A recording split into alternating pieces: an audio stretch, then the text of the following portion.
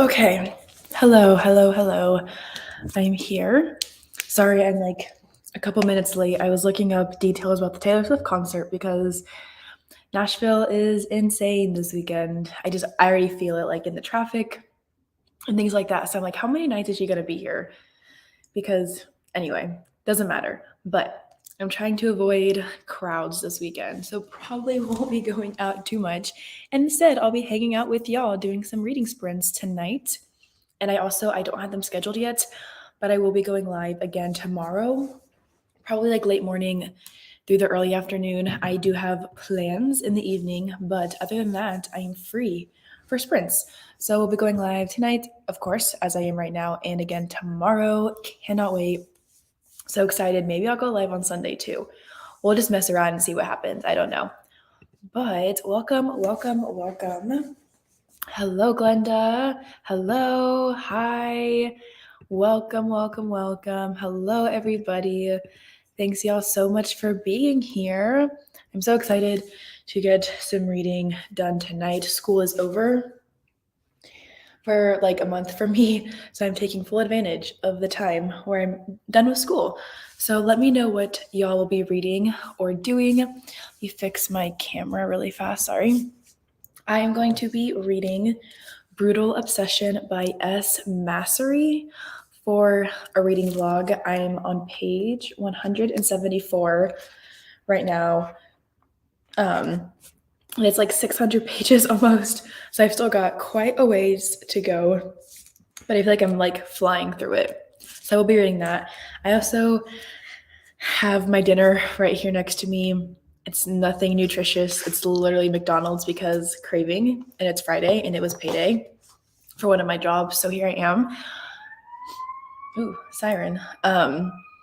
Hopefully y'all cannot hear that. You probably can though, it's really loud. I live like right next to a fire station almost, so that's very consistent. But yeah, we'll be here for a minute, probably for like 4 or 5 hours. I'm gonna plan for during the first sprint. I probably won't read. I'll probably just eat my dinner, but because I don't want to get like food on my pretty book. But yes, she is very much a chonker. And I'm really excited for it. It's for like this buddy read that I'm doing with my friends Stasia and Elle and Aylin. And we're like vlogging our experience reading each book, just like a reading vlog, but then we're not allowed to talk to each other about the book until we're all done with it. So this was my pick for like this quarter of the year.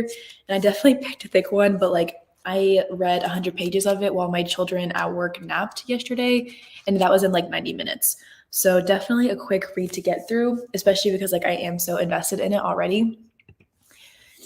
I'm trying to get some of Air of Fire done tonight. I'm on call at work, hoping I don't have to go in. Fingers crossed that you don't. It's a Friday night. Let's not go into work. So I'll keep my fingers crossed for you. The Help, very nice. I'm gonna look that one up. I feel like I've heard of it before, but I'm not sure. The Help. Okay, yeah, I definitely have seen this one around before. Very nice. I hope you're enjoying it. I don't know how you manage school and reading on the same day. I was too burned out every day when I was in school to be able to read. I am in grad school, so I don't know if it's any, like, I didn't get my undergrad degree in English. I got it in writing, so it didn't require like as much like reading like novels and novellas and textbooks like about literature for those classes that I was in because they're mostly like writing based. But with grad school, I'm only in class like one night a week. This semester, I'm only in class one night a week, and next semester it'll only be like 2 nights a week.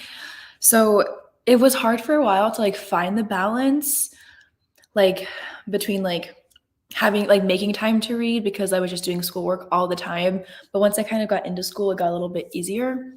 And I feel like now I've found an okay balance between like schoolwork and reading. Plus I work full time as well, and my children nap, so I can get stuff done during their nap time every day, which is very nice. I can't complain about that. Having like 2 hours of either like reading time or schoolwork time, I get a lot done while they sleep during the day. But yeah, it definitely like was not easy. I think it probably took me almost half of my first semester of grad school to like find the balance and like not feel burnt out because I do have to read a lot for those classes.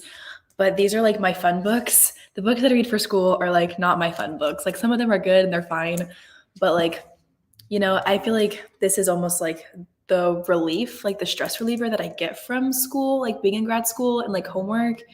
Like this like gives me that escape from like homework and papers and exams for like 2 seconds. There are some days I only read like 5 pages though, and like I still take it as a win. I just like to try to read at least a little bit every day, because if I don't, I can like feel it. Like I just don't feel as good when I don't read and like have that time to myself, if that makes sense. I totally just like rambled for like minutes. You probably didn't want all of that. I apologize. But yeah, I totally get it. Like it took me a minute to figure out like to figure out how to balance school and then also like this fun time. But I also get the burnout. I was feeling it at the end of the semester, and I'm very glad that I have a month off before my summer class starts, because I don't think I could just go back into it without a break. Love a chunker book. Yeah, me too. Actually, that's not true. That's false. I am very scared of books that are bigger than like 350 or 400 pages, but it's a hockey romance, so here I am. I'm currently reading Love at First Sight. I'm on chapter 11. Very nice. I'm reading A Dash of Death and The Walls Between Us, Volume 2. That's awesome. High school. Okay. Yeah, then that's a totally different story. I did nothing. I did not read in high school very much. I think like my senior year, I eventually like started getting back into reading, but I just did too many other things to like really read all that much. But I think I read like 50 books my senior year. But I was also like taking like really easy classes in my school because like I was done with all my required credits, and I had like 2 study halls and I had a teacher aid period. Yeah. So I totally feel you. It will get better, hopefully. College, it took me once whole semester of not reading to like figure out how to balance everything, but you'll get there. And you got to pick something that's like fun too, like something that like you'll enjoy, whether it's like graphic novels and manga, because like those are such a good like little breather, I feel like, from big chunky novels, or like romance or fantasy, like whatever you enjoy reading, like you just got to find that, and hopefully it helps provide some relief from that burnout that you're going through. And crocheting flowers from my mom for Mother's Day. I need to clean my room. I definitely forgot that Mother's Day is in like a week. I should probably get my mom something. Oops. I'm reading The Apartment Upstairs. Very nice. Hope you're enjoying it. That sounds like a thriller. I will look it up. Also, we're going to do dice sprints. I hope that's okay with everybody. I thought that it was so much fun last weekend. I think it was last weekend when I was doing them. So we're going to go ahead and do dice sprints again. The Apartment Upstairs. Ooh, okay, very nice. That does look like a mystery. Fun. I hope you enjoy it. But I'm wrapping skewers and yarn to look like stems. Very tedious. That does not sound fun, but go you for working on that. I read mostly because I want to see how many books I've read. I like the statistics more than the reading. I think it's very satisfying to like watch my reading goal go up. I don't use Storygraph, and I really should. I do have an account technically. I'm just so bad at keeping up with it, but I love seeing the stats that Storygraph gives. Hey everyone, Solly Sprints are live. Excited to join in. Welcome, welcome, welcome. I'll be reading A River Enchanted. Very nice. I hope you're enjoying it. Currently reading Two Gems, Devil's Bride by Stephanie Lawrence for the Historical Hellions Book Club for May, and A Chonker Shantaram by Gregory David Roberts. Very nice. I have a book or two by Stephanie Lawrence on my bookshelf, actually. I hope you're enjoying that one. I don't think I own Devil's Bride. Yeah, I don't think I do. But I hope you're enjoying those. That's awesome. I didn't read for fun in college at all. Yeah, my first semester, I brought like a whole box of books with me, and they sat unread for the entire semester. But during Christmas break, during Christmas break before my first and second semester of my freshman year, I started reading like at home. And when I went back into school, like it stuck. But that was also COVID year. So then we got sent home. So I read like 200 and some books that year because I just sat in my room and like in my house for months because we didn't go anywhere and school was all online. So definitely took me a while. So I totally get it. I'm currently not in school. I dropped out to get my GED. I still need to enroll in GED classes. Okay, I gotcha. No, burnout is a real thing and it is not fun. But I hope you're able to find that balance, especially when you do enroll in your classes, because I'm sure it'll be a minute to find that balance and that good time management. But I believe in you. I think you're gonna do great. Dropped out of school when I was 14, so last 3 years have been nothing to do, but I just got back into school recently. So definitely difficult to juggle school every day. School is a lot. I don't think that I don't know. I guess most adults have gone through school as well, but I still don't feel like people take seriously like how tolling it is on kids. Like, it's hard. Like, I remember when I was in high school, that was like, oh gosh, it was only like 4 years ago, I guess. But like, I was stressed all the time. Like, it was hard. And I just don't think that I was taken seriously for like being so stressed out and having such bad anxiety over school because, everybody always puts so much pressure on you to like go to college and, like go into the right career. And that's hard. Like, it's scary and it's hard. And being in high school, like a little 17-year-old, like I was not loving it all the time. Devil's Bride is proving to be my favorite Stephanie Lawrence. So far, it's beautifully written and the characters are elegantly formed. I just got back into historical romances like 3 weeks ago. I read like 2 in the past 3 weekends and have really enjoyed both of them. So I'll have to check it out because I love a good HR and I'm just now getting back into reading them. I'd rather attend school twice a week and take 10 years to graduate than being overwhelmed 5 days a week, but twice a week is never going to happen. Yeah, I agree. My senior year of college, I was somehow able to finagle my way into 3 classes a day, Tuesdays and Thursdays, but my school also had online classes. So like we were able to be a lot more flexible with like I took a good amount of online classes because my school offered so many. And then like my in-person ones, like I was able to like not have as many, if that makes sense. Okay, so we're going to go ahead and I'm going to roll for our first sprint. Dice roller. Dice sprints make me so nervous, but like I'm so excited at the same time because I never know what's going to happen. All right, y'all, we ready? Oh gosh, my screen is like way too bright. Okay, starting off pretty easy. We're going to go for 25 minutes. We can go ahead and start at time. It's 45 right now, so why don't we just go ahead and start right now? Yes, so dice sprints are, I have my phone, I don't have like real dice, but every number that we roll is 5 minutes. So I rolled a 5, so we're going to be reading for 25 minutes for the first sprint. This kind of like mixes up the length of sprints that we do. So like sometimes we'll be at like 50 minutes and sometimes we'll be at 15 minutes. And it kind of just provides variety. It's fun for people who like are reading multiple books, gives them a chance to like switch books, swap things out, things like that. That way we're not doing like 30-minute sprints are great. 45-minute sprints are great, but I do like mixing things up and always kind of getting something a little bit different, except for the times when like Stasia and I are live and we roll like 30 minutes every single time and we're like, why are we doing this in the first place? But it's fine. So we'll just go ahead and start our first sprint at 50 because I kept talking. So we'll be reading from 50 until 15 during the next hour. So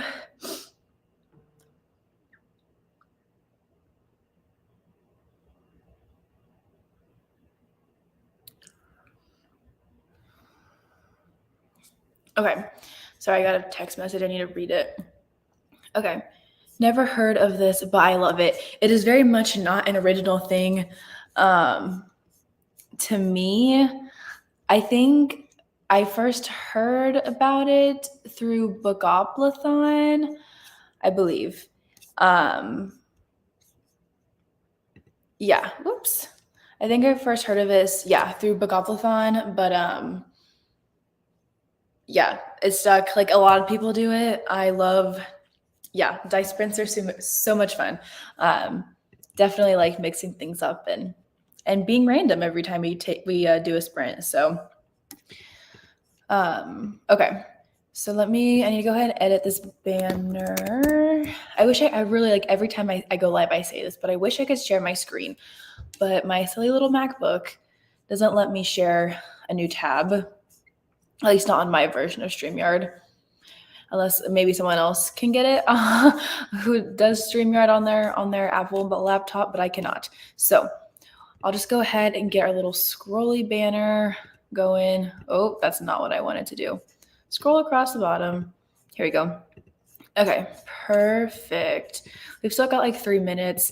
I'll also go ahead and put lo-fi on. So if you don't like music, you can mute me in 3 minutes.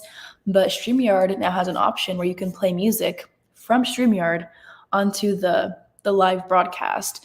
So there's some really good, like really fun lo-fi music that I like to play. I'm going to continue wrapping skewers and yarn for the sprint, but I'll be done after that. Perfect. Sounds good. Again, I'll probably just eat and like watch TV during this first sprint because I don't want to risk getting food on my book. And if I eat and read at the same time, I'm going to read like 2 pages probably during the first sprint. I'll just go ahead and eat first, and then I'll start reading. But I anticipate making my way hopefully to like 50% at least in this book tonight. I got to do a vlog update when I get there though, so that's the goal. But we'll see. And then I need to pick out my next book. Not that I'll probably be reading or starting a new book tonight, but maybe I will. I want to do a thriller vlog since I haven't read any thrillers in a minute. And I have like 3 on my bookshelf that I picked out to like start this vlog for.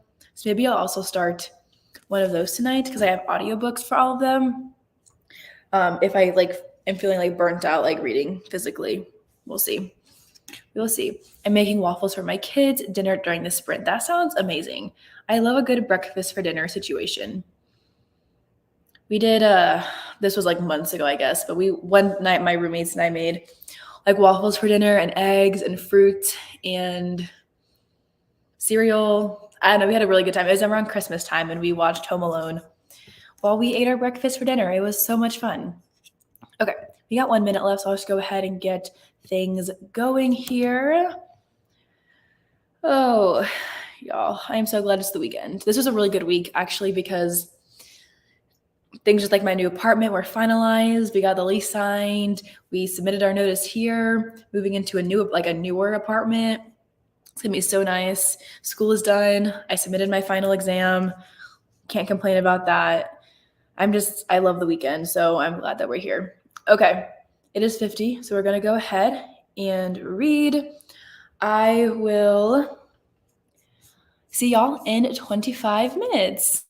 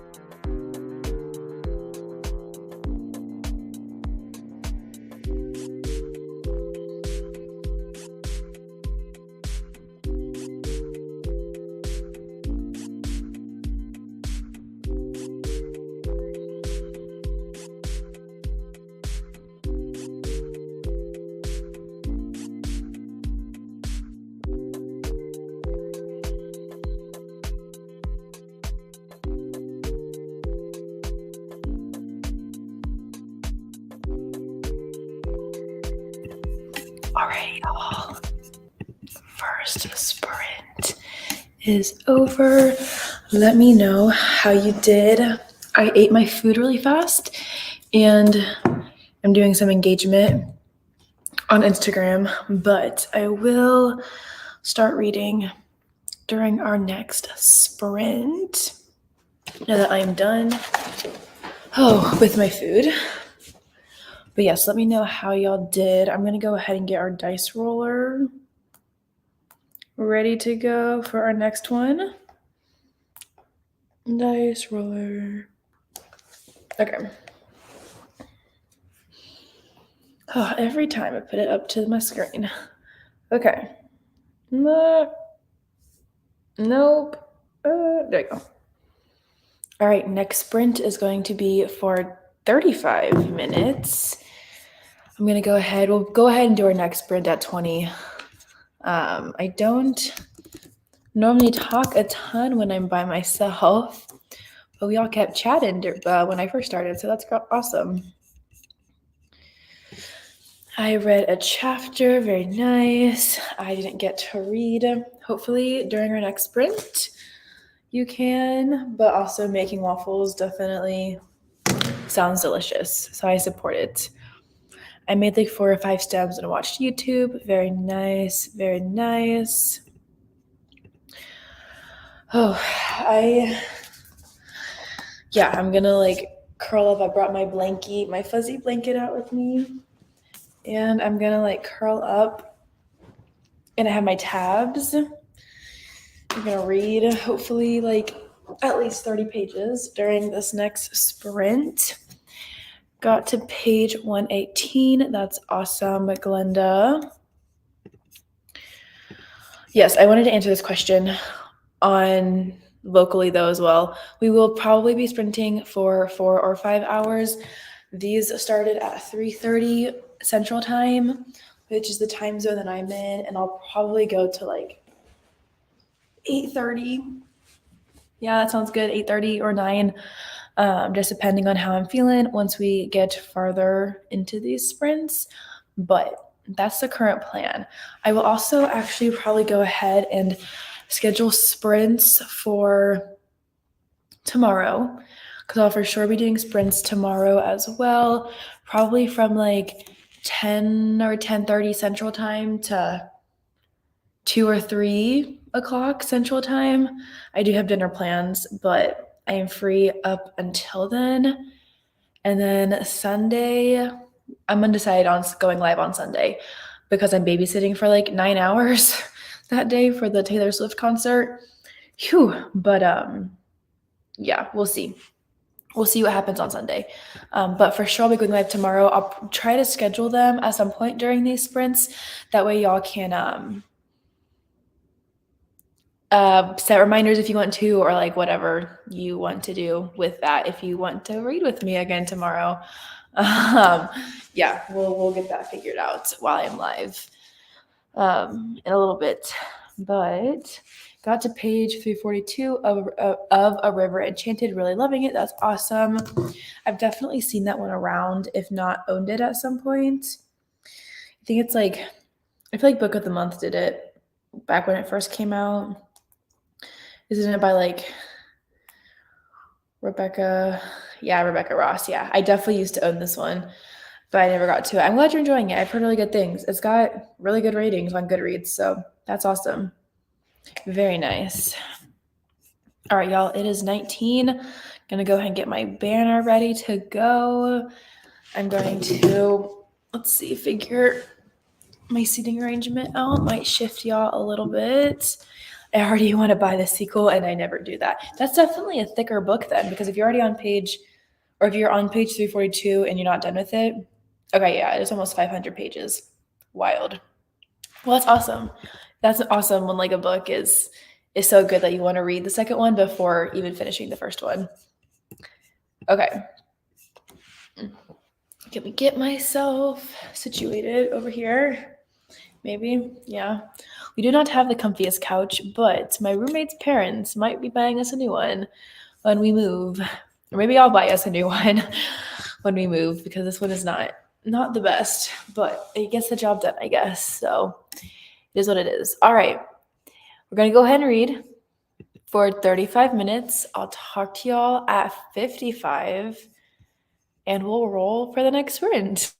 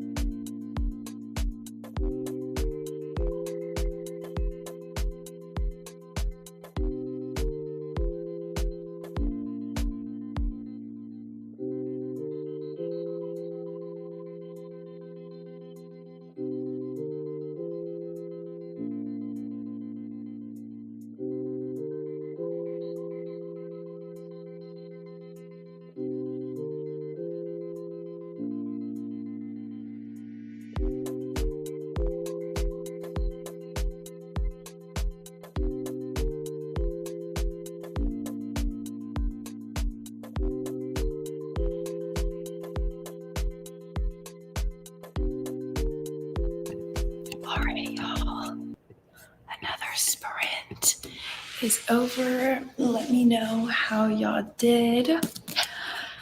Oh, I got to page 220 of Brutal Obsession, so I read like 45 pages, I think, or 50 pages. Yeah, I think more like 45.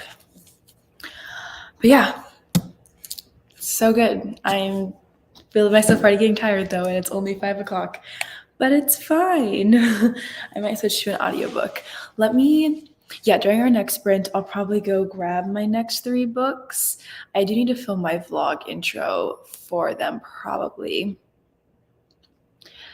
But I can do that during our next sprint, maybe, and start that vlog.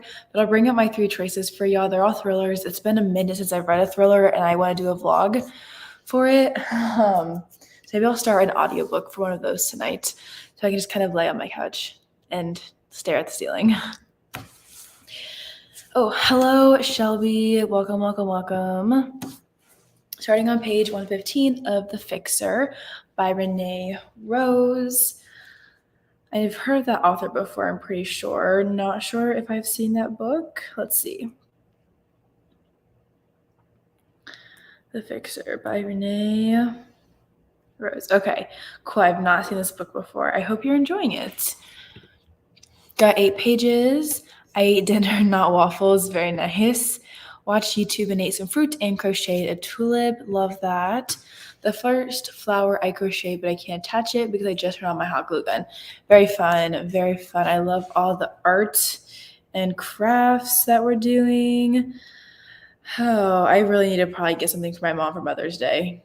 I didn't even know. It's fine. Renee Rose has been a hit for me. Pretty good dark romance. All there, gotcha. Got to page 367. Might switch to The Chase by Elle Kennedy for next sprint after I finish this chapter. I've not read The Chase, but I have read the first 3 books in the Off-Campus series, and I'm obsessed with them. I have a Garrett sweatshirt. I hope you enjoy it if you've already started it, I hope you are enjoying it if you've already started it, and I hope that you do love it if you haven't yet started it. It is on my bookshelf. I just haven't gotten to it yet. I do need to read Tucker's book first in Off-Campus and then read The Legacy, but I have not read a book from that series in probably almost a year, but it's fine. They're so good, short and under 300 pages each, mafia and spicy. That's fun. We love all the spicy romance over in this household, or over here for me at least. That's kind of how this one is. It's not short, of course. It's 600 freaking pages, but it's fun. It's been a very long time since I've read a bully romance, and that's literally what this one is, and I keep forgetting, and I'm like, ouch, he is so mean to her. But then I'm like, okay, that's exactly what I signed up for when I chose to read this book, so that's on me. I only read the first 2. This is a sister series. I'm very early on, but enjoying it so far. Yes, I did know that it was a sister series to the Off-Campus series.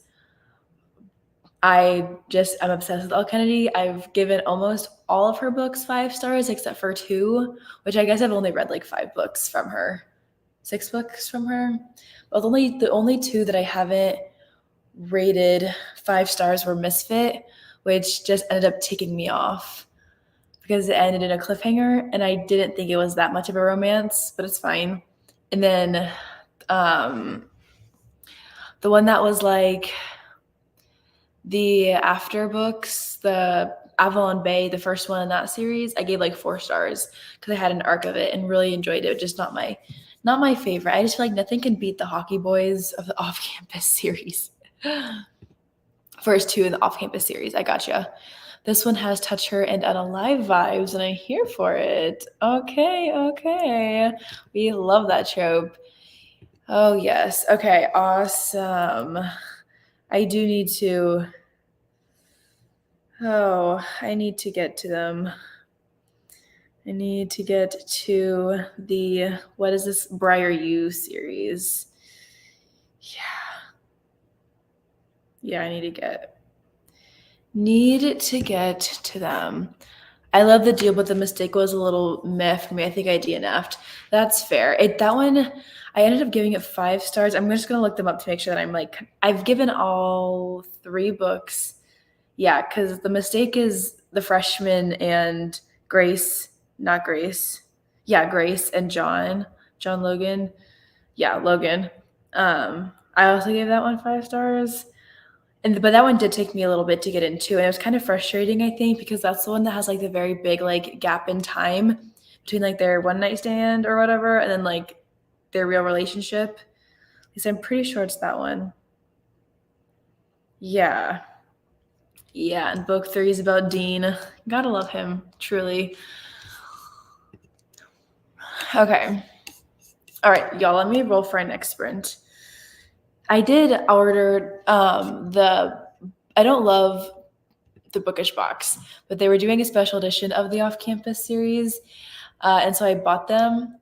Still haven't gotten them. I ordered them over 6 months ago. It's probably been September, October, November, December, January, February, March, April, May. 8 months probably since I ordered from them, and there's still no sign of them coming anytime soon, but it's fine. It's fine. But I did order those because they're beautiful and I love that series, so that's fun. The chase is about Dean's sister. Okay, I did not know that actually. Cool. Okay, that's awesome. Yeah, I love Dean. I'm sure the main character is Summer, right? I think is what Goodreads said. Whoever the main character, I wonder if she was mentioned in Dean's story. I haven't read it in like forever, so I don't know, but she probably is. 6 months, yeah. I'm pretty sure the pre-order opened up last summer. The only reason I got a copy, like I got a copy of like the box, is because people were like canceling their pre-orders because Bookish Box is taking forever to ship them. And I ordered the box on Labor Day weekend. And that's in September, late August, whenever Labor Day is. That's the day that I ordered the box. Like I vividly remember because I didn't have work that day. Because it was a paid holiday. And yeah, no sign of getting them anytime soon, but we're fine. We're doing great. All right, y'all, next sprint. Dun, dun, dun. I hope it's a longer one. Nope, just kidding. Okay, so next sprint is going to be for 20 minutes. I'm going to read. I'm going to grab the 3 thrillers that I want to read as well during this next sprint so we can like pick which one I should read first, because y'all should tell me, because I don't really know or have any opinions on any of them. But I do have audiobooks for all 3 of my options. So I'll probably swap to one of those for the next sprint after this one. And we'll go ahead and do this sprint. 1 second. We'll start this next sprint at 5 after. I went ahead and ordered all my books for my summer class, and I didn't really feel like buying them all physically, so like some of them are on audio, and I need to like place a hold for one that I had borrowed, but I'm just gonna go ahead and hold it. Yes, place a hold, please. You've reached your hold limits, blah, blah, blah. I need to set a hold for it though, because I'd rather just like listen to them on audiobook while I'm like moving and things like that in a couple of weeks. So let me figure out what I want to get rid of. I think I have, let's see, but sorry, I'm really talking to myself at this point. Y'all, I don't even know if I'm like talking loud enough for anybody to hear me, but it's fine. I need to put a hold on one of my summer books though. Okay, place hold. Let's go. Perfect. Okay. Sweet. All right. Our next sprint is for 20 minutes. So we're going to read until 25. This is a really short one. That makes me sad, but it's fine. We're fine. Hopefully the next one will be a little bit longer. I tend to be a fan of the like 40, 45 minute sprints. Oh, but that's okay. Hello, I'm finishing up some yard work, and then we'll join you for some reading. So excited to have you here with us. We're just hanging out. We'll be going for a couple more hours, so you joined at the perfect time. All right, y'all. It's 5 past, so we'll read for 20 minutes. Sad day. And then we'll chat again in a couple of minutes.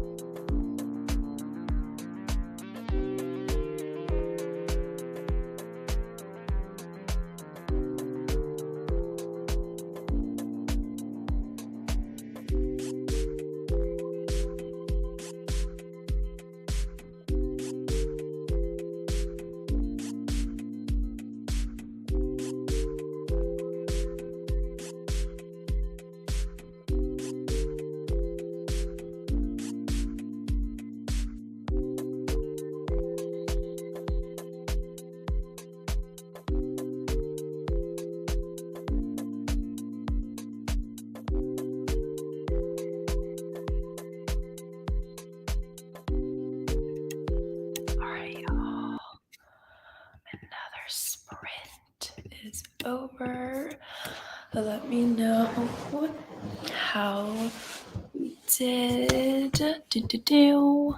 Yeah, let me know how we did. I got to page 242. So I read like, I don't know, 20 pages maybe of my book. Yeah, I'm almost halfway. We're making it. We are getting there, which I am very excited about. Speaking of audio, this sprint I'm going to browse KU for audiobooks for work. Let me know what you ended up picking out, Shelby. I'm curious. Convince my parents to let me turn the air conditioner on and started cleaning. Yeah, we had our AC on today, and then I turned it back off because then I got cold. So we're in that season of the year in the U.S., at least in the southern part kind of the U.S. Although I guess I'm more in the middle, although people technically consider Tennessee to be the South. I don't know. Wherever I am in the U.S., we're definitely in that season where like we're turning the heat on some nights and turning the AC on during the day or turning it off sometimes. It's just a mess. I cleaned the kitchen during that sprint. My husband is putting together my new bookcases from IKEA. That is awesome. I'm jealous. Someday I will have lots of bookshelves, have a whole library. Within 4 minutes of cleaning, I can walk across the room for the first time in weeks. We love that for you. Got 12 pages in of Love at First Sight during that last sprint. I'll switch books for the next few sprints. How's your book so far? I've never heard of it. It is good. I am reading this for a vlog with some friends, and I hadn't heard a ton about it either. Like I kind of have seen it around Bookstagram, but I feel like I saw a reel or something about the book, and I was like, okay, gotta read it. So it's good so far. I think I am going to switch books as well, though. If we get a long enough sprint, I'm gonna film my vlog intro and start a new book. So let's talk about them in a second. I'm in Kentucky, so kind of eastern and kind of south. Yeah, I'm like Midwest, because like I'm from Ohio, which is technically the Midwest, but I'm like 5 hours south. I'm in Nashville, like that is like country music city. Does that, do people consider that to be like Southern? I don't know. I feel like it should, but who knows? I just got a library. We put a master suite edition on our house. I've never been happier with a bedroom. That is so exciting. That's awesome. Good for y'all. I love that. Okay. I've got 3 thrillers in front of me. It's for a reading vlog. It's not a very creative one, but every title has the word girl in it. So I have The New Girl. I have The Nice Girls, which is an arc. And then I have One of the Girls. I need to read one of these, and I'm going to start one of them tonight. But if any of y'all want to like tell me which one to read, go for it, because like I've got nothing about any of them. This one is about a new girl who's a liar, a cheater, a murderer, and it's only her first semester. This one's YA, and these 2 are adult thrillers. A pulse-pounding and deviously dark debut that explores hungry, angry hindsight of girlhood and dares to ask what is more dangerous for a woman, showing the world who it wants to see or who she really is. So that's this one. And then One of the Girls is about a bachelorette party in Greece, or on a Greek island, where one of them is a liar, one is a stranger, one is a cheater, but one of them is also a killer. So that one sounds fun. There's 2 virtual events for Chloe, I don't know how to pronounce the author's last name, new book, If Only You, on Sunday. So I think I'm going to start that book next sprint and try to finish before the events. That is really exciting. I actually feel like I saw those on Bookstagram, either you sharing them on your story at one point or like somebody else was. But that's exciting. I support that. I've heard really good things about the author. The New Girl looks familiar to me. The other 2 I haven't heard of. Yeah, this one, I don't know if you ever read The Obsession or like heard of The Obsession. It's by the same author, also the author who wrote, oh gosh, I'm pretty sure like a Dial A for Aunties, that whole series, or like cozy mystery series. One second, let me look it up. Dial A for Aunties. Yeah, like the author of, so same author. I own The Obsession. I haven't read it, but I got this one for my like creative writing class because I was like, I want to get a bunch of thrillers to like get inspiration from, because like I wrote YA thriller short stories for my class that I did like my final project on, but I never got to this one that I had ordered. So I got this one. Only have about 30 pages of my book left. I was over halfway, but I'm happy I can pick out a new book soon tonight. That's always like one of my favorite things. Like it makes me sad when I finish a book, but I love just like going over to my bookshelves and like looking at them and picking out my next book. I haven't read any, but One of the Girls sounds fun. Yeah, this one does sound really fun. That's cool. I did the Pop Sugar Challenge, and one of the prompts is a book with girl in the title, so I'll have to look into these. Yeah, they're all thrillers. I don't know if you read the thrillers or like them, but this is, I feel like these two are probably the two newest releases. I don't know if like they're easier to get at like the library and things like that. I got this one in September or October of last year when it first-ish came out, I think. I feel like this one came out in 2022, yeah. Yeah, I feel like this one sounds so fun. Maybe, okay, I got 2 votes for One of the Girls. Maybe I will read One of the Girls first. I'll have to go do my blog intro first, though. Not typically, but I feel like I need to branch out. You know, I used to say the same thing, and then like last year I just started reading romance and thrillers, and now that's kind of all I read. Minus the occasional fantasy and or manga / graphic novel, but you know, it is what it is. Read what you like, right? Okay, so it sounds like I'm gonna go ahead and start with One of the Girls. I do have the audiobook for it, thankfully. Let me see how long it is. Because I can probably, well, oh, maybe I don't have the audiobook for it.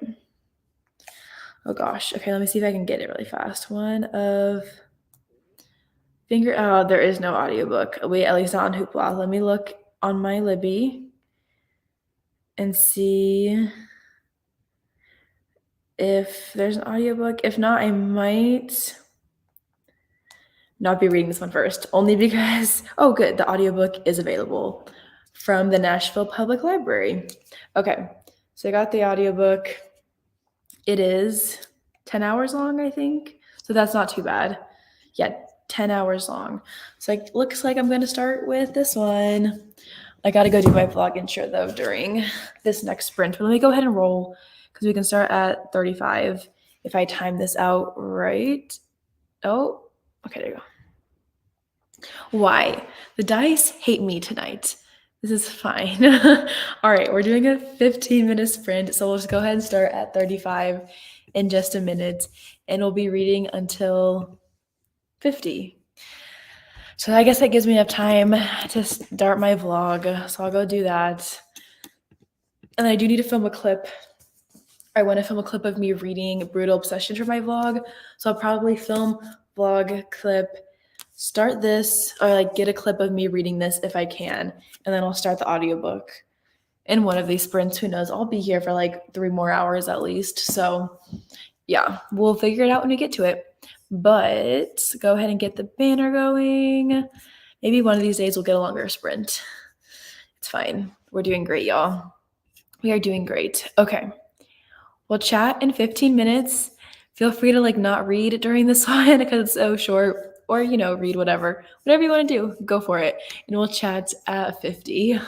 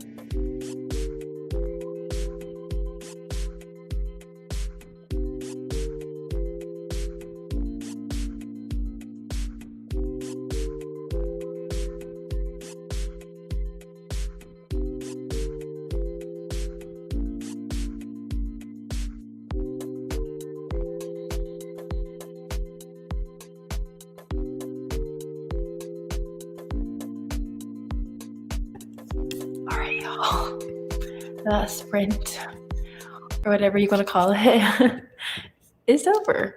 Yay. We made it 15 minutes. Let me know how y'all or like what y'all did. I just filmed my vlog intro. So that is now done and ready. I can start One of the Girls by Lucy Clark. It's going to be a great time, I hope. So during the next sprint, I'll start this, and also I'll film me reading this for a little bit so I can insert that into my vlog. But I'm going to go ahead and roll for our next sprint because, yeah, that was just sad. 15 minutes is sad. So we're going to go ahead and roll, and we're going to all cross our fingers for a longer one, please.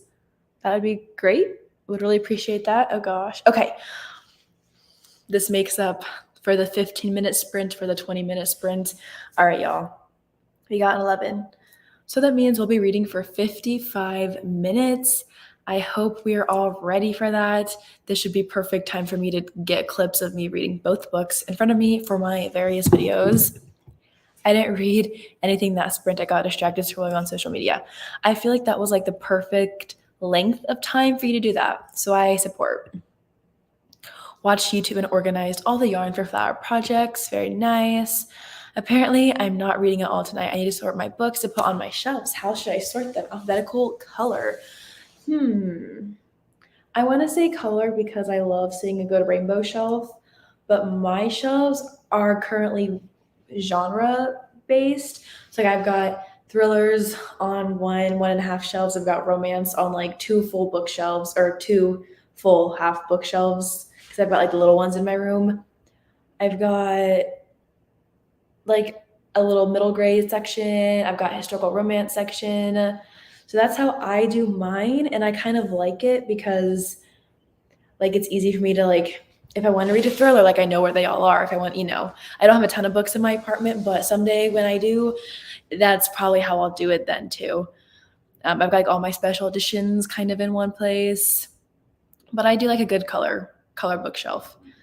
So that was not a very helpful answer, I'm sure, because do all of them. I don't know. Change it every 2 weeks. I don't know. Let's see. Joining in. This is kind of perfect because I desperately need to be productive. Love to see you here, Lorraine. Glad you can join us. 55 minutes is great. Yeah, we love all the 55-minute sprints. Will be my last sprint though because it's almost midnight here. Well, good for you for like staying awake. I'm hoping to stay up late tonight because I don't have to be up like super early tomorrow, except for sprints that I still need to schedule. But yeah, I probably will not be until midnight, but we'll see. Maybe I'll surprise myself. I would like to sleep until like 9 or 9:30 tomorrow, just because I deserve it, right? Sure. Yeah. 55-minute sprint is always good. I agree. I could do by genre. Yeah, especially if you like read a lot of genres, that could be like a really nice organized way to do it. That way, like it's easier on yourself as well. Like when it comes to finding books, like you just know where the book inside that genre is because they're all next to each other. I like organizing by genre instead of another organizing system like alphabetical red and unread color. Red and unread would also be cool. I feel like, yeah, I feel like most of the books that I own physically are unread. That's not actually true. I have read a lot of the books that I own, but I've also been like unhauling a ton of stuff like as I read them. So they're kind of all like mixed up too. I don't know. Of course you deserve it. Honestly, 9:30 doesn't even qualify as sleeping in. For me, it is. So I'm gonna take it. I get up at like, which is not as early as some people get up still, but I'm up at like 5:45 every morning. Then I hit snooze for like 3 different times, so for like 30 minutes, and I get up at like 6:15. Oh, to get ready for work because I start work at 7:30 every single morning. It's fine. I have rainbow shelves and sometimes they're pain, but I love them so much. They make me smile all the time. They are stunning. I love seeing Bookstagram pictures of rainbow shelves, truly. Mine are all rainbows, but all my books are flipped around so I can't see this. Oh, but all my red books are flipped around so I can't see the spines. I want to finish my ARC TBR and physical TBR. That is smart. I did that for a minute back when I was an undergrad. And like all my unread books, I think I did it where all my unread books were like flipped spines facing in. And once I read them, they got to like go in properly. But maybe I should have done it the other way around. It didn't last very long. I feel like I reorganized my bookshelf every like 2 weeks when I was at home during undergrad. Because like, why not? I could not make up my mind. But yeah, will this next sprint be the second sprint before the last sprint? I'm kind of thinking we'll be able to do like 2 or 3 more. So probably maybe like the third sprint, the third to last sprint, maybe, depending on how long our following sprints will be. It all depends on what the dice says, Glenda. Those 15-minute sprints, we're going to keep going until we get a longer one again. But we'll probably do like 2 or 3 more after this upcoming one. I got nothing else going on, and I'm not leaving my apartment because Taylor Swift is in town and I don't want to be on the roads. Love Taylor Swift. I'm not a Swiftie, but I do like her music. Nashville is a mess this weekend, I'm sure, and I want to avoid it at all costs. So I'm here until I am not, but I'm here for now, for a minute, for a while. We could stay up and go till like 10 a.m. tomorrow if I felt like I could do it, which I cannot, but like I could, yeah, I've got no plans, so I'm just here. 55 minutes is perfect. I'm currently reading a history book about Rumi, I believe. Very nice. I hope you're enjoying it. To be honest, it hasn't helped me because I haven't made a lot of progress in decreasing my TBR, so I might change how they're organized. That is also fair, especially that's kind of how it was with me too, I feel like, because I was buying so many books during that time. Like, I've gotten myself under control since I was an undergrad, and like even just since like moving into my apartment and like being an adult and having to like pay for adulting things, Yeah, I totally get that though. Mine are just done by genre, and all the spines are facing out so that they can be pretty together. I have a separate bookshelf for my TBR, and I decided that once I run out of room on that one, I won't buy any more, but we'll see if I actually stick to it. Yeah, that's how I am. With like my book buying bans, I'm like, I will not buy any books until ... Then I always fail them. So like my new thing is just like having like a monthly budget that I do not allow myself to go over. But unhauling books like goes back into that budget. So every single month this year, I've been underneath my monthly budget because I've sold a ton of books like during those same months, even though I've spent even though I've spent $400 a month on books, like I've made back like $200 or $300 on books just from like reading things and then like selling them or whatever. So thankfully I haven't gone over that max budget that I've set for myself at all so far this year, but we'll see if I can keep it up for all 12 months. I separate by read and unread, and in my unread degrees of how much I want to read them. Interesting. I have bookshelves around my TV and they're all read. That is impressive, Tina. Right now, I have more bookshelves here than I do like back home. But maybe, hopefully, like once I move, I can get like full-sized bookshelves. I don't know. We'll see. I have like no really plans yet. I haven't really thought that far ahead. Yeah. I do that too, the book budget thing, exactly the same as you, but it's still adding up. Yeah, no, I totally get it. There's been a couple of months where I'm like I think February I was like $2 off, like $2 away from like hitting my max, but I saved it really quickly and we were great. But yeah, I feel like just moving to an expensive city and having to pay for school and things like that I don't know. I've gotten myself under control a little bit, but I do like to buy books still when I can and when I want to. Sometimes it's very spontaneous. I'm just like, click, buy. Oh no, it's fine.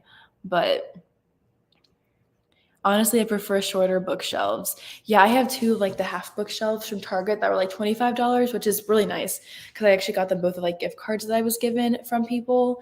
But I would love to be able to like not have to sit on my butt to like look at my books,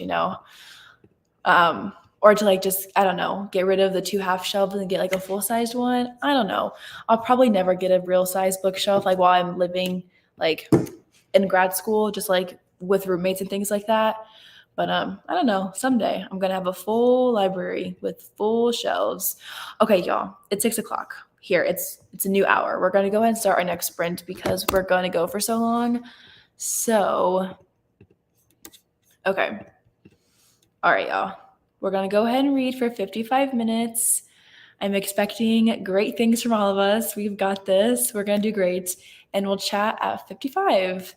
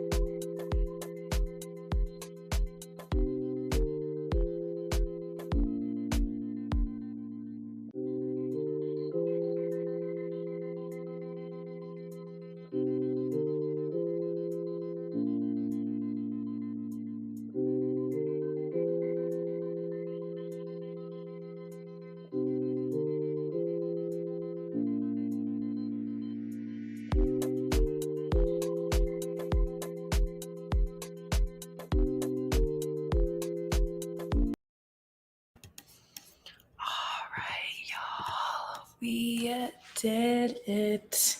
Phew. Yeah. We made it 55 minutes. Great job. Let me know how y'all did. I got to page 273 of Brutal Obsession and started reading One of the Girls and got to page 20. Yay. Making progress in both books. I think depending on the length of the next sprint, I might try to reach 50% in Brutal Obsession so that I can do my next vlog update. But we'll see what the dice say in just a second. I finished my book. Now I will pick a new one and read a little bit as it's just gone midnight. Y'all are staying up so late, and I love to see it. The dedication that y'all have for reading. I love it. I support. Let us know what you ended up picking if you're still on sprints with us. I fell asleep. That is totally okay. I feel ya. I definitely could probably fall asleep while listening to my audiobook at some point. Worked on job searching. Very nice. That was me last summer, right before I moved to Nashville. There are a lot of places hiring, it seems like, though. Hopefully within like the field that you're searching for as well. 22 pages, love it. Got about halfway through the chase. Very nice. I hope you're enjoying it still. Okay, yeah, it's only 7 p.m. I could still take a nap probably, or I could still fall asleep.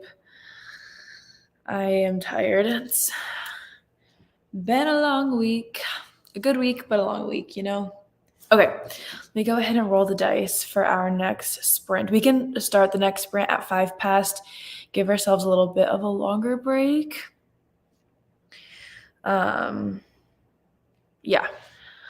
But let me go ahead and roll so we see what we got going on. Okay, 35. So definitely a little bit shorter, hopefully a little bit more relaxing. I'll go ahead and get our banner ready to go. We'll read from 5 past until 40 for our next sprint. Save. Got to page 145. We love to see it. So we're making progress. Yes, very much enjoying it. I love the tension. My favorite. That's why I love romance so much. A lot of times is the tension and the angst between two people. So good. So good. What are the tropes in the chase, would you say? Just curious. Oh, y'all. Okay, I'm going to go ahead and get sprints scheduled for tomorrow while we're here and I keep talking about it. I wonder if I can access like the StreamYard, just like homepage while these sprints. Aha, yes, I can. Okay, I'll go ahead and create our sprints for tomorrow for y'all who might want to join. Saturday, reading and productivity. Sometimes spelling just doesn't happen. Okay. Schedule for later. We'll do tomorrow at, let's say like 10 a.m. Yeah. I can sleep in a little bit if we do that. Probably go from like 10 to 2 or 10 to 3. Okay, let's see. Reading sprint. Gotta get those hashtags in the description that I have. Okay, let me find my thumbnail that I use for sprints. I have to like scroll through like all of my downloads that I have because it's been a minute. Oh, there we go. Okay, I really should probably move it to my desktop actually. Well, let's go ahead and do that. Okay, here we go. Sprints, apply. All right, May 6th, May 6th, 10 a.m. I'll also, just so y'all know, be going live twice next week as well, on Friday and Saturday, most likely. Yeah, I have one of those already up. They're technically for the book club that I co-host, but like you don't have to be reading King of Wrath by Anna Huang to like join us. So those ones are already scheduled if you want to like set a reminder for next Saturday. But I'm also going to go live next Friday as well. Yeah. It's miscommunication done right in forced proximity. Opposites attract too. Ooh, okay. I don't like the miscommunication trope, but the fact that you add done right definitely makes me curious. I will get to them eventually. I do want to finish off campus first and then not that it matters because like there's no like cliffhangers, just whatever. But just like my brain is like finish off campus and then you can start where are you? Opposites attract. Love that trope. I just got on, gonna start novella. Very nice. I hope you enjoy it. I'll be working, but we'll catch the next one. Yes, Shelby. I will be on quite a bit over the next couple of weeks, hopefully. So fingers crossed. But yeah, tomorrow for sure. Let me go ahead and finish setting up tomorrow's sprints. So you got to get my upload defaults copied and pasted, maybe.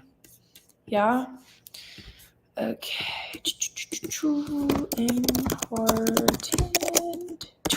Boom. Okay. Here we go. Come hang out for a few hours of reading and productivity. I do not like that word. I do not like spelling it out. Okay. Sweet. So that broadcast should be good to go for tomorrow. If I happen to change the time of it, it'll probably just be like 30 minutes later. We'll see what ends up happening with my sleep schedule and if I end up sleeping in at this point. I am so sure that Skeeter's gonna lose her mom at this point. She's so sick. Is this about the book that you're reading? I do not know what this is about, but that's sad. That's 4 p.m. for me and I have a concert. That's okay. I'll be on a lot, hopefully over the next couple of weeks. But I hope you have so much fun at the concert. That's so exciting. Just about finished sorting my books. Went with genre and then alphabetical. Very fun. 1 a.m. now, off to bed. Everyone enjoy your reading. This was so fun. Thank you so much for joining. Have a great night of rest. It actually does matter in this case. I kind of wish I had finished off campus first. Okay, that's good to know. I'm glad that I chose to go that route as well. I need to get to that. Like 5 stars to the first 3 books.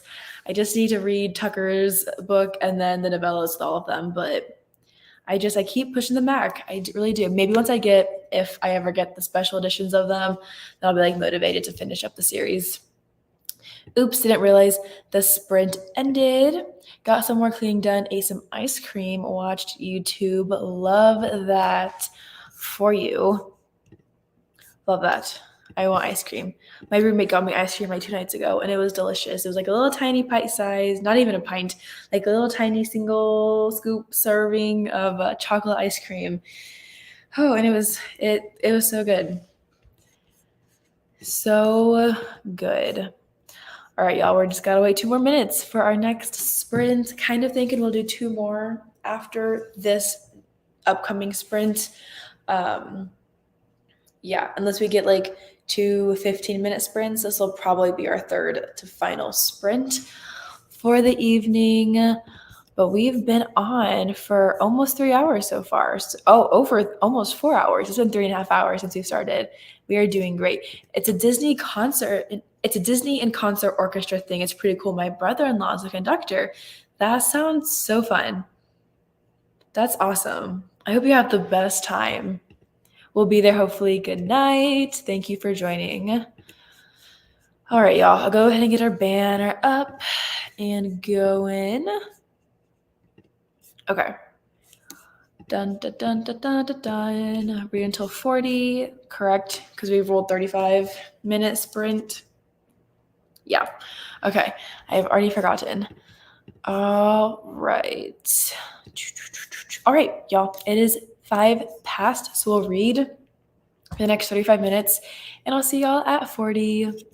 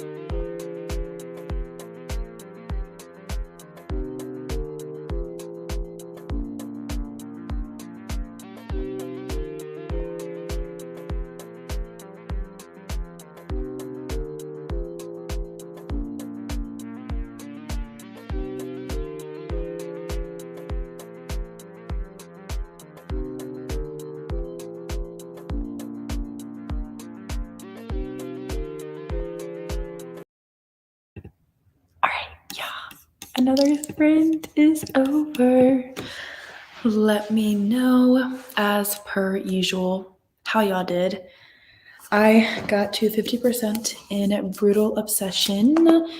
Need to do my vlog update now, but like I am obsessed with this book. Yeah, so I want to keep going in it probably rather than listen to my audiobook. Okay. Anyway,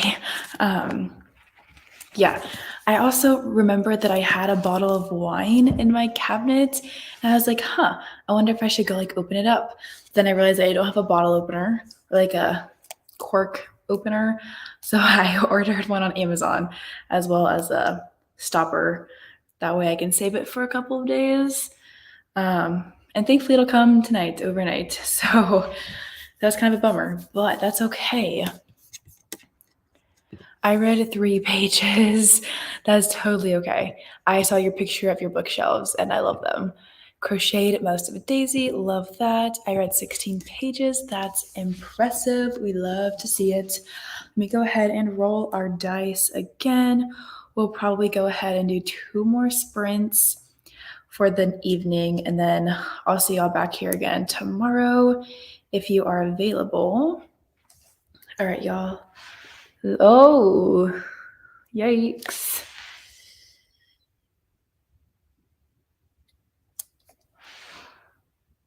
Okay, this is okay. There we go. All right, 30-minute sprint. Nice and easy. We'll go ahead and start at 45. I didn't read anything. Gonna hop off here for the night. Well, thank you for joining us for a little bit, Shelby. Always appreciate seeing you here. If anyone is reading or has read The Help, what was a terrible, awful thing that Minnie did? I have not read it, but maybe somebody here has. Got to page 152 of Chain Gang All Stars. Very nice. Kept looking for jobs, and then one of the websites I was using crashed, blaming it on Mercury retrograde. What website were you using? I did all my job searching on Indeed, which was kind of not my favorite, but like, and I get emails from them all the time now, which I guess is good because eventually when I do look for a new job, like that'll be helpful, I guess, like have some leads already potentially. But that's frustrating for sure. Okay, I'll go ahead and get our banner ready to go. We're going to be reading for 30 minutes, so we'll read until 15. Yay. I will probably turn my camera off for like 4 or 5 minutes while I do my update for Brutal Obsession. I have my camera like right here, but I'm going to like talk into it, and y'all don't need to see that. There are voices outside and this scared me. I was using USA Jobs to look for government jobs. Okay, gotcha. Yeah, that's frustrating. I love Indeed though, so I might switch over to that. I don't know if they do like government jobs on that site, but I get emails from them all the time now with like, you would be a great fit for this job here. You would be a great job for this job, you know, like you'd be a great fit for all these jobs when I am okay where I am for now. Hopefully, I think. But yeah, okay. We're going to go ahead and get our banner popped up here.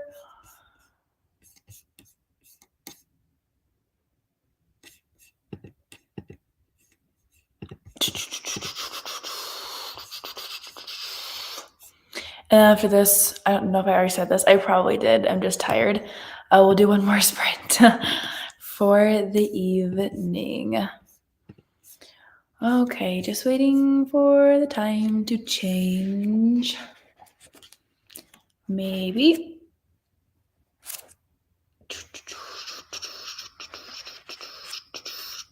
This is fun. Okay, there we go. All right, y'all. I'll see you in 30 minutes.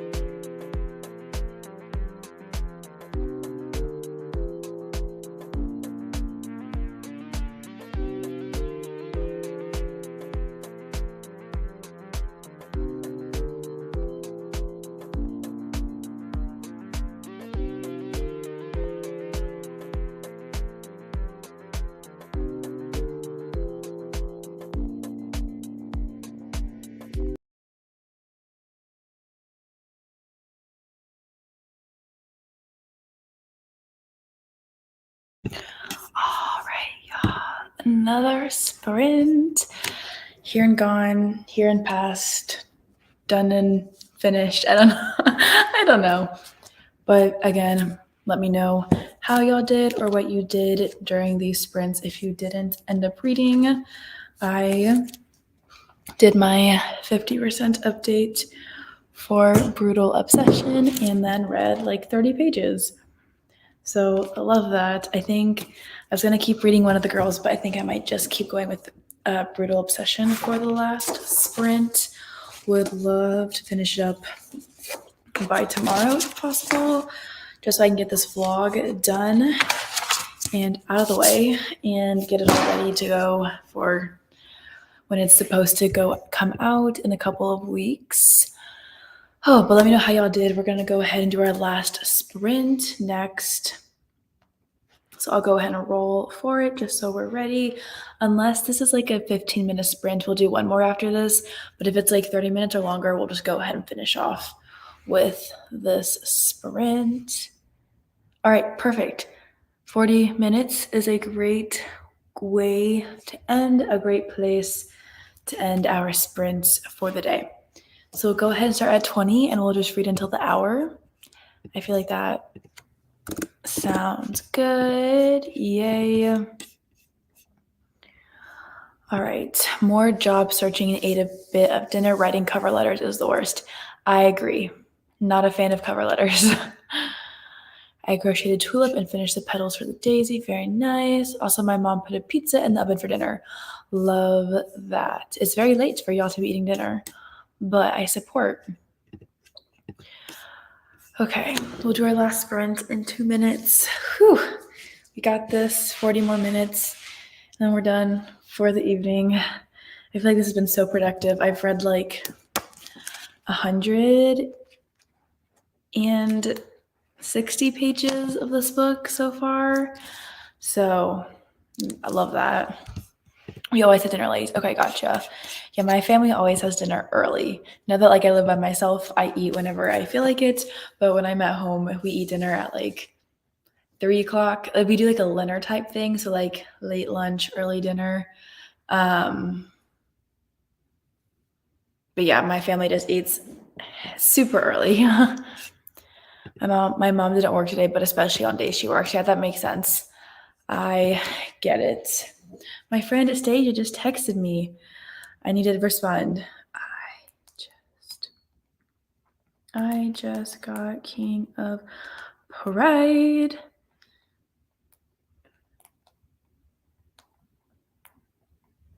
Hopefully they publish them all indie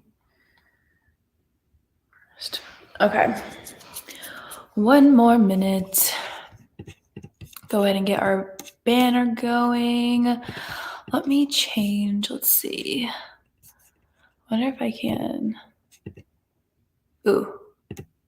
Okay. I'll just go ahead and keep it on for now, I guess. Why not? Okay. Whew.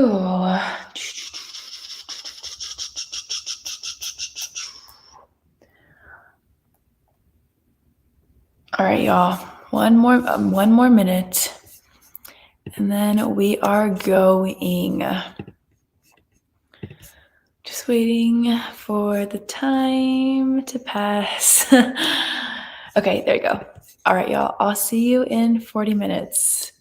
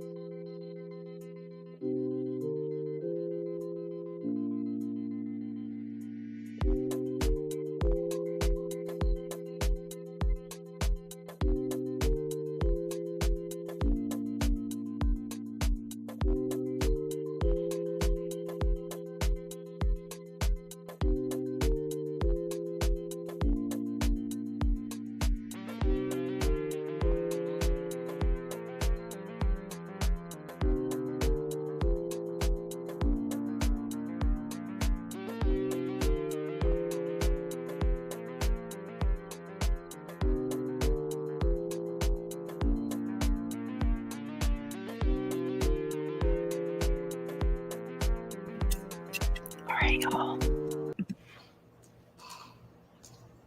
Final sprint is now over. I'm tired. So, ending at a great time. Let me know how y'all did or what you did. I didn't read as much as kind of getting distracted during this one, and I had to hold my laptop up on this cushion because my battery almost died and I had to get my charger. I did get to page 359 of Brutal Obsession. Will not finish it tonight, but I'm more than 50% of the way through it, so that's nice. And I'll probably go ahead and try to keep reading it in bed for a little bit before I go to sleep, because I might not be staying up as late as I thought I might tonight. But let me know how y'all did on this last one.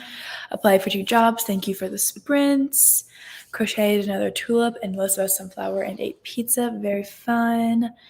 Very soon I'm going to turn on the hot glue. Very exciting. I think my cozy fantasy book and being in bed led to a cozy nap. I didn't realize that I was that tired. I feel you so hard.